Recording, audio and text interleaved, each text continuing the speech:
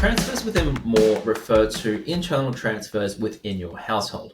What that means is if I'm making a repayment for my credit card or for my home loan, typically the amount of money that's being repaid actually comes out of one of my other bank accounts. That could be an offset account, it could be a transaction account, it could be a savings account, but the transfer of money always requires two transactions. One, which is for the money coming out of the transaction account or offset account, and then the second transaction is for the money being received into the loan account to pay it down. As an example over here, I've got two highlighted in green. I've got a transfer to a loan account as well as a transfer to a credit card. So for these two particular examples here, you can see that it's automatically identified by Moorr to basically say this is most likely going to be an internal transfer, and I'm currently awaiting a match. And this match that it's waiting for is a matching transaction from the loan account to correctly identify that this is an internal transfer.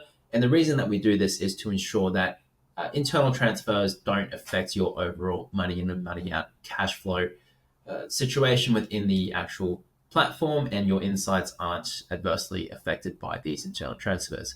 Of course, if you want to see how much money is going in and out of each of the particular source accounts over here, so you know how much money is flowing in and out of this particular bank account, that will still be available to you. But from an overall household perspective, we don't want this transfer necessarily to be showing as a additional payment because that's already happening.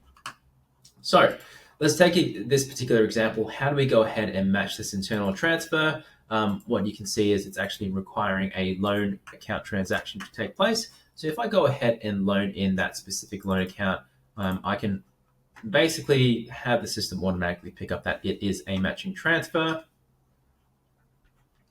So I'll just import the singular transaction in this particular case for this example, and you'll see that that's coming on the 18th of the 10th, 2023. It's a couple of days later than the 16th of the 10th where the initial transaction took place. But you can see that here, it's now changed to green. It's saying, hey, there's a high probability that this particular transaction is a matching transaction. It's actually an internal transfer, so let's go ahead and confirm that match.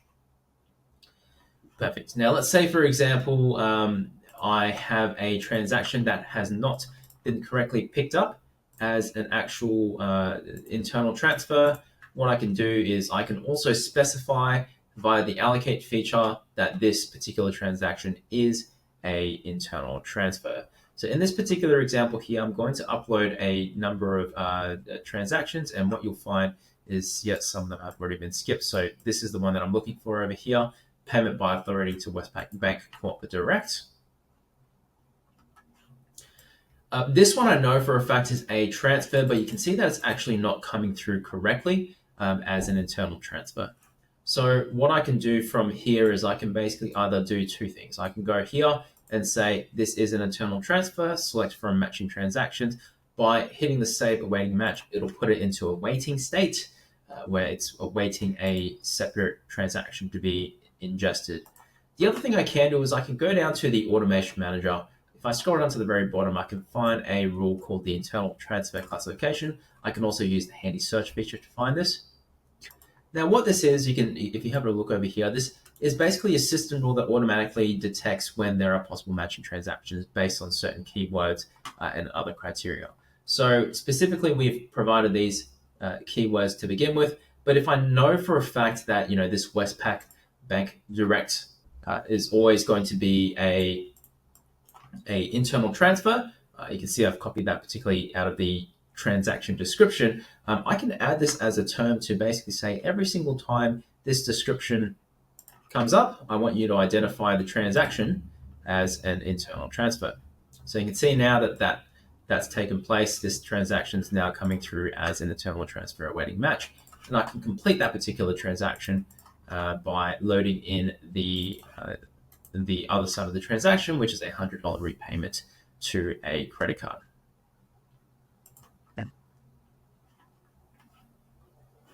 And voila, there you go.